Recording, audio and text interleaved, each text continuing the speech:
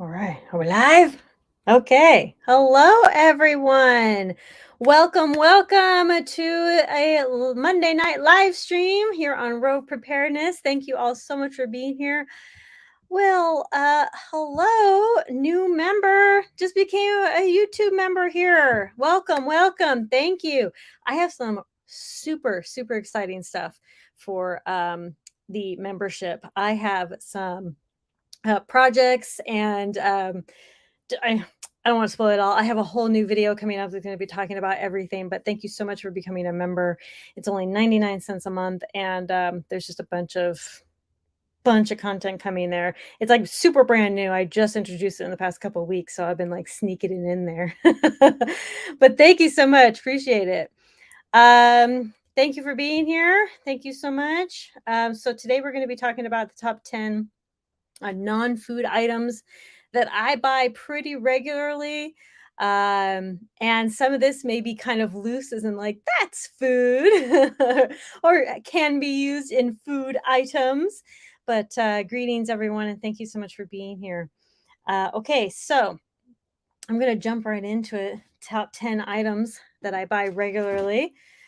So the very first one, I guess I don't know if I buy this like all the time, and also I use a lot of like old shirts and stuff, but I get a lot of um hand or washcloths because I use them for like so many things. I can also use them for projects, and just use washcloths for so many things. I have also been getting at hand towels. Again, I use like a lot of old shirts and stuff, but we don't really have like a ton of old shirts and stuff. If we do, it's from the kids. So, but if there's ever anything that is like an old shirt or anything like that, of course that will become a towel. But I've realized that I'm trying to get away from paper towels.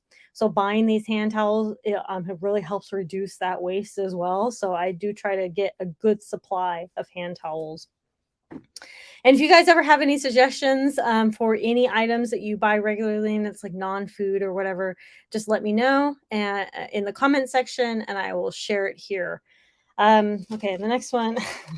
The next one is after I was just talking about waste. The next one is going to be tinfoil. So I don't use a lot of tinfoil for a lot of cooking. If I'm going to use something, I'll usually use parchment, or I'll just like grease the pans or something like that.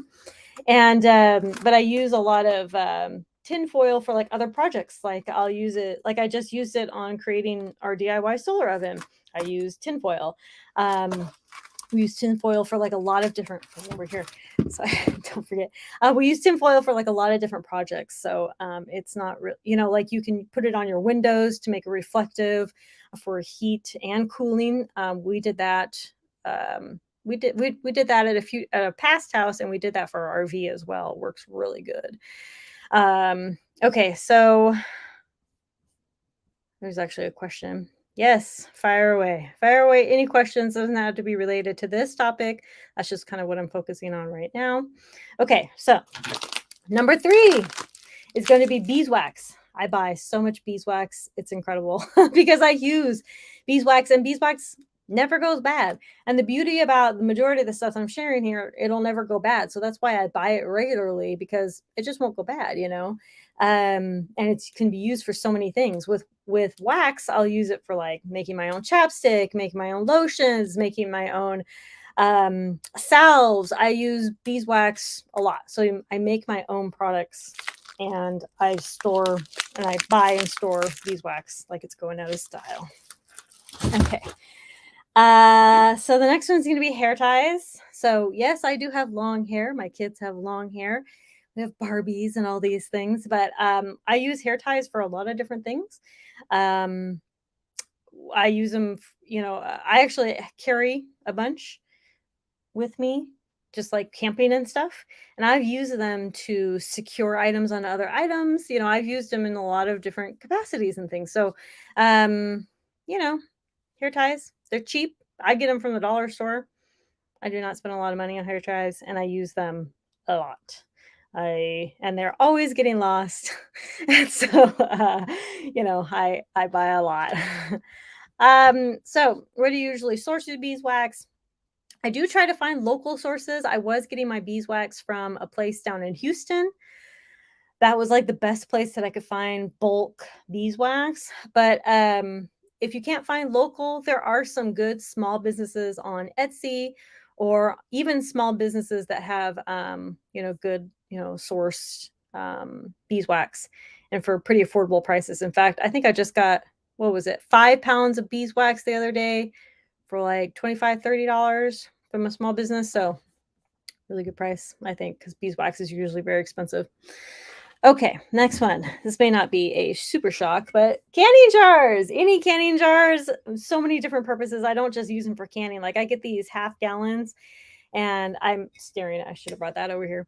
I use these for lots of things. I use these to sprout in. I will use these if I'm going to do like a big tincture. If I do my own apple cider vinegar, I will use these big. You can also use these to make your own homemade vanilla if you want. But yeah, all different size canning jars, not just this big one. I love these big ones though.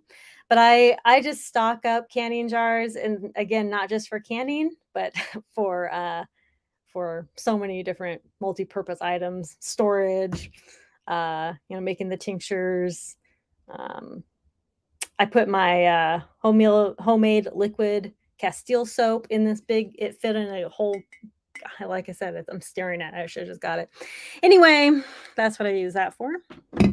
Okay. Whoop. And I stock up a lot regularly, not like a ton, but every couple months I'll get one or something like that, add to the collection. Then it depends on how much canning I'm doing as well. Welcome to the new people who have been showing up. Okay. So the next one is going to be baking soda. I love baking soda just for there's like a million and one purposes. I use it for cleaning. I do use it for baking. There's a lot of recipes that call for baking soda. And did you know that you can make baking powder with baking soda? A lot of people are like, I don't use baking soda in cooking because they think it's like toxic or something. It's not. You can consume baking soda. People use it for anti-digestion all the time. It's deodorizing. You're baking. It's good for cleaning. It's good for so many different things. I stock up hard on baking soda. It's also something that does not go bad. So, yeah. All right, the next one is going to be vinegar. This is one we've been kind of using on, but vinegar is, oh my gosh, vinegar is a really, really good, multi-purpose item for cleaning, for, consuming, for like cleaning vegetables, as you can see here. But yeah, there's a lot of things you can do with white vinegar. There's apple cider vinegar, there's wine vinegars, there's like so many different kinds of vinegars. And almost every type of vinegar lasts almost an eternity. White vinegar will last an eternity. Okay.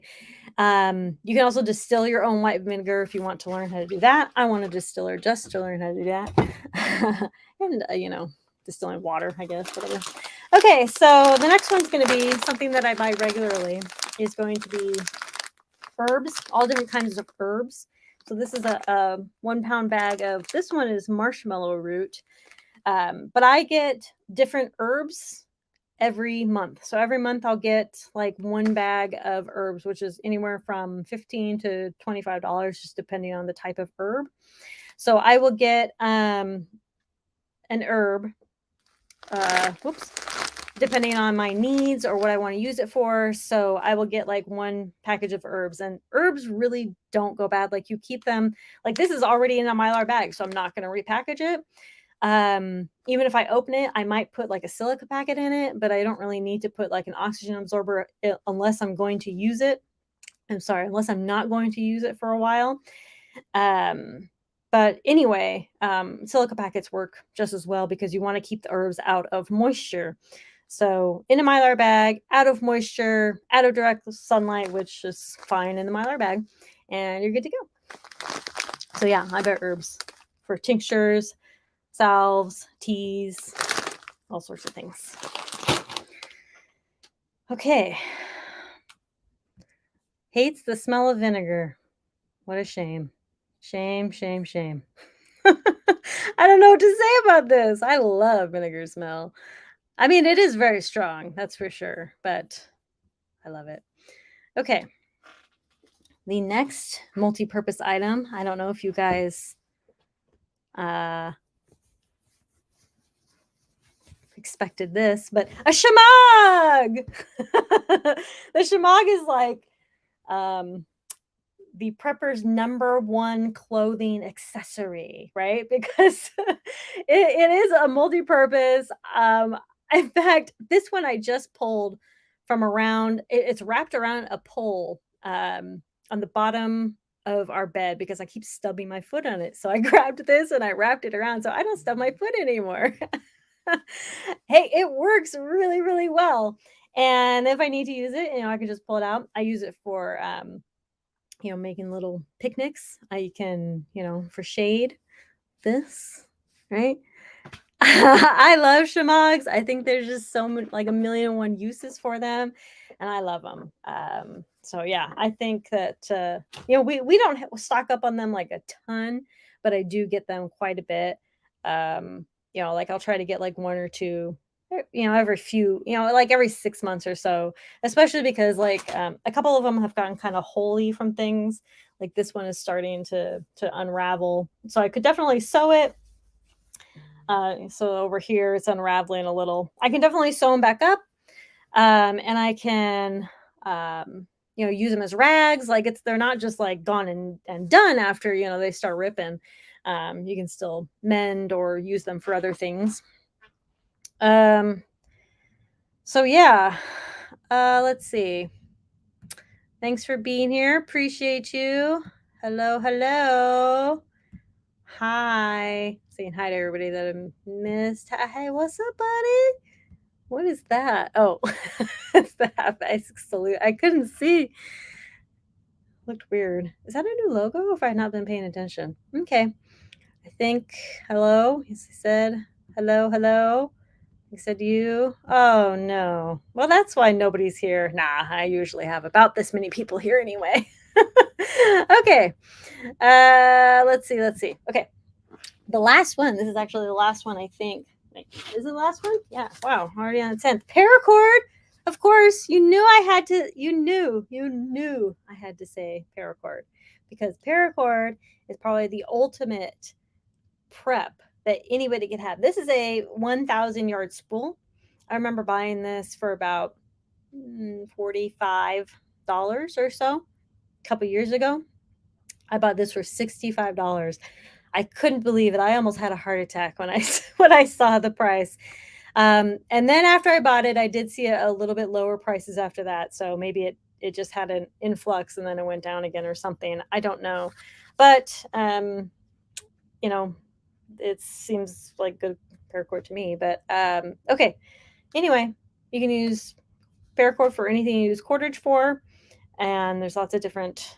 You want good mil spec, 5 or 7 strand. 7 strand is obviously going to be better, but yeah.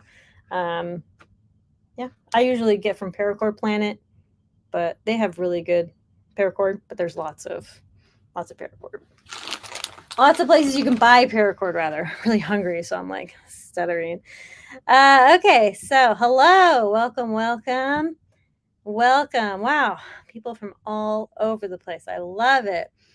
So if you guys have any questions or any ideas or suggestions of things that you buy, probably hanging out for a little bit more, answer any other questions. But that was my top 10. I buy this stuff regularly, and there's a lot of food stuff that I'll buy regularly too. I should do that as the next one.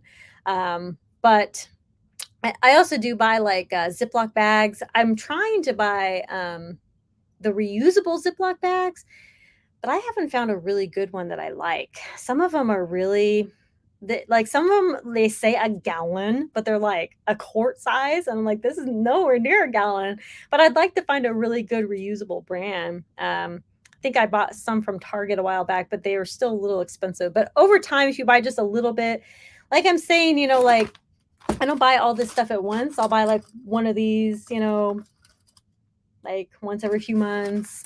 And then, you know, like I said, with the herbs, I'll buy this like maybe once a month, every couple of months. Baking soda, I'll buy like the big bags of baking soda, maybe every couple months, something like that. You know, I don't buy all this stuff at once, you know, and it's the same with all my preps. I don't buy everything at once. It's, you know, I build it up. I buy like one at a time, one every once in a while, you know, that kind of thing. So, you know, that's how you build up your stuff. What do you use it for? I have to assume you were talking about the paracord, because I think that's when I saw your question. You use paracord for anything you use cordage for. And I actually got this a lot on Instagram when I showed this. A lot of people were saying, what do you use it for? And I use it for literally anything I use cordage for. It's really strong. It's lightweight, especially if you make them into little 100-foot spools. That's what we usually do. And we put them in our bug out bags and stuff, or our camping bins. We have used them for just everything under the sun that you can think of to use cordage for. And we do go camping a lot. We do go backpacking a lot, and we are outdoors a lot. So maybe we just use paracord a lot more than the average person. I don't know, but I feel like we're always going through it. In fact, I just used cordage in my garden when I was making new trellises for the garden. I used paracord. You know, I had twine, but I used paracord because that's what I found first. So, anyway, hello, New York. All right, I'm sorry. Sorry if that accent was offensive. Any plans to do a video on hubby's awesome hobby, the ultimate bug out option? I assume you're talking about flying. I did one video about that, and I think flying would kind of steer my audience away a little bit. I love flying. We just went flying yesterday. I don't love it as much as my husband does. He is the flyer and he is the pilot, but it's also a very expensive hobby, and it is viable if you have a larger plane with a larger capacity can hold, you know, more weight, can hold all that other stuff. But yeah, he's really cool. You guys, if you want to look up his flying, you can look up. I think it's just search rope preparedness. I don't know what I called it. Zombie bug out or something like that. Plane bug out. I'm not really sure. I can't remember. Something like that. I'll have to look at it again. But it was a funny little intro. I think we did. Well, hello, little eyes. Okay, a lot of BTUs. Oh, my brain is really not working right now. I don't know what BTUs are. Okay. Oh, another thing I actually stock up on a lot of is the 1 pound propane tanks. I stock up on that a lot. It's not multi-use, but I do stock up on that. I guess it's multi-use if you account for how you use the propane, because you can use it to can and cook and purify water. And yeah, so propane is pretty multi-use, I think.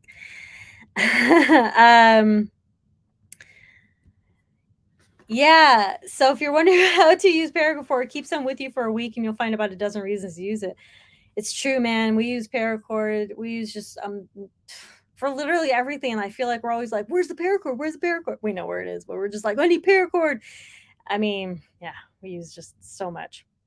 I don't know. Maybe we use more than the average person. I don't know. I don't know. Thank you. I'm impressed with him too. If you guys saw my Instagram, if you guys are on my Instagram, you saw that we went flying yesterday. It's pretty fun. Yeah, so I got you probably okay. Sorry. Where do you get such large spools of paracord? And then I saw Paranoid. It's Paracord Planet.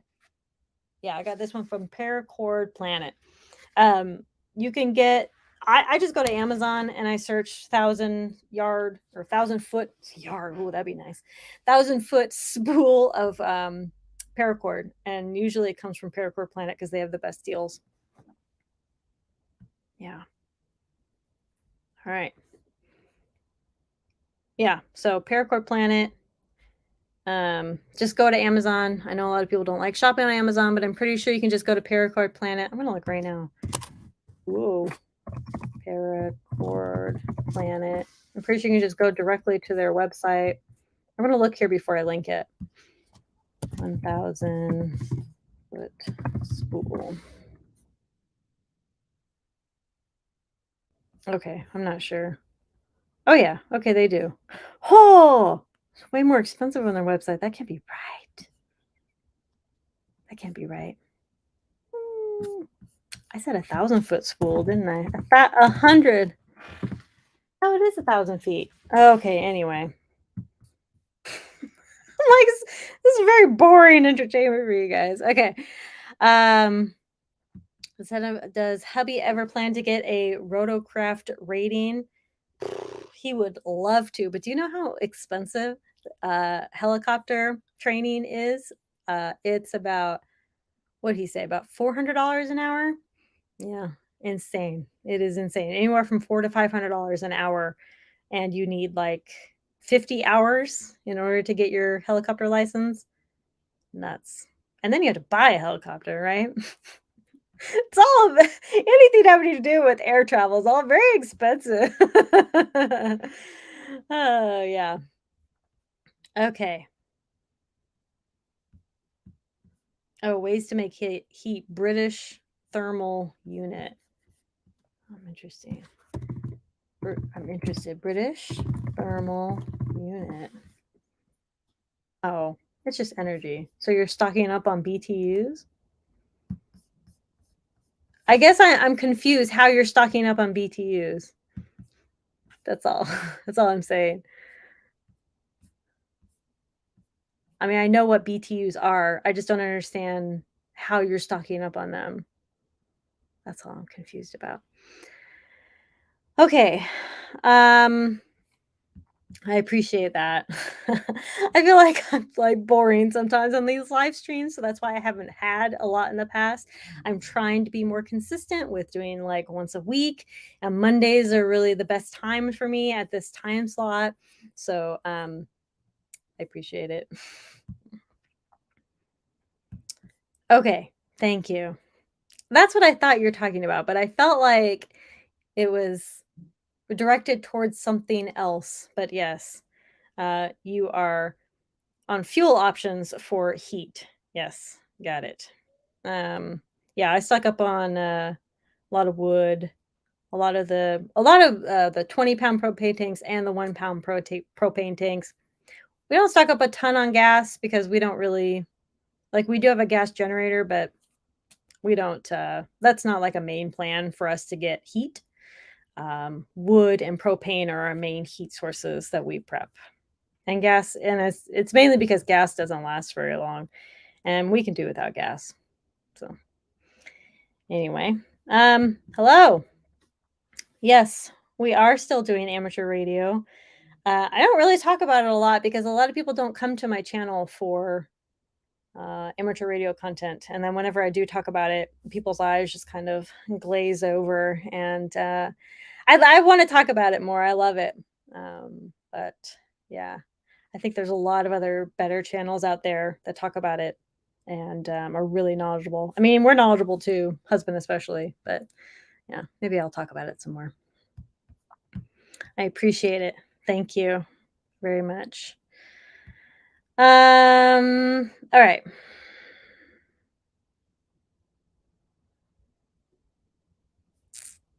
Well, hello, welcome, welcome.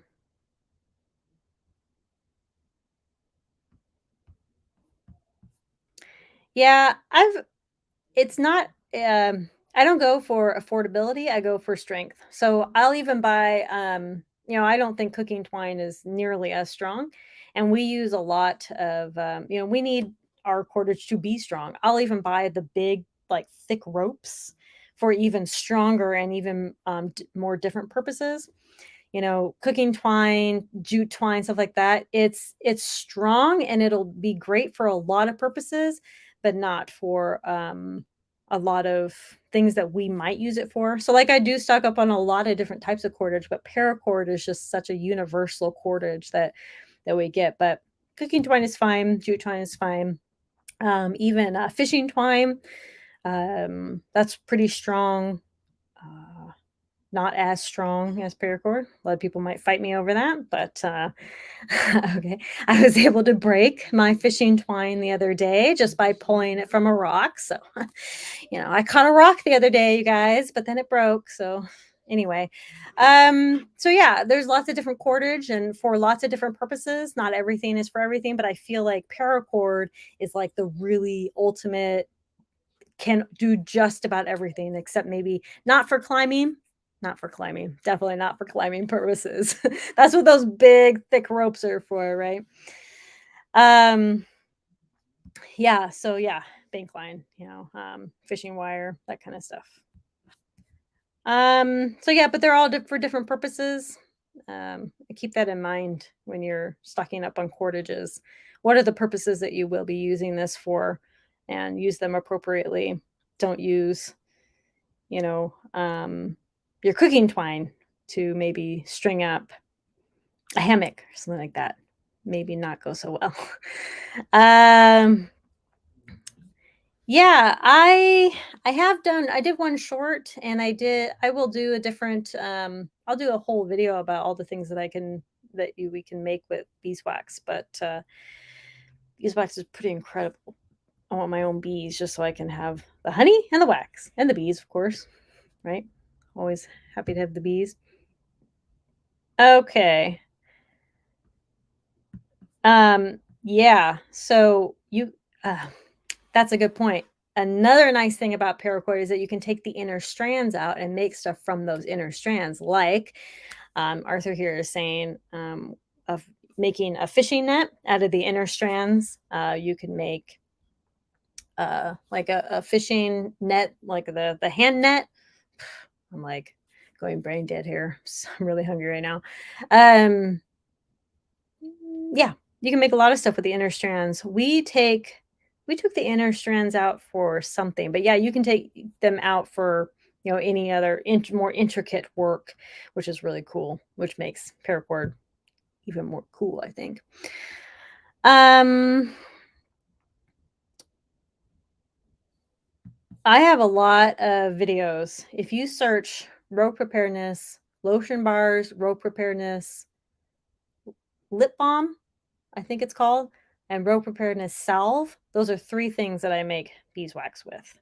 So if you search those 3 things, you can see at least those 3 things that I have used beeswax for. So, all right. If there's nothing else, I might end this a little bit earlier than I normally do, just so I can go get some dinner. It was a crazy Monday, and I hope everyone had a fantastic Thanksgiving and Thanksgiving weekend.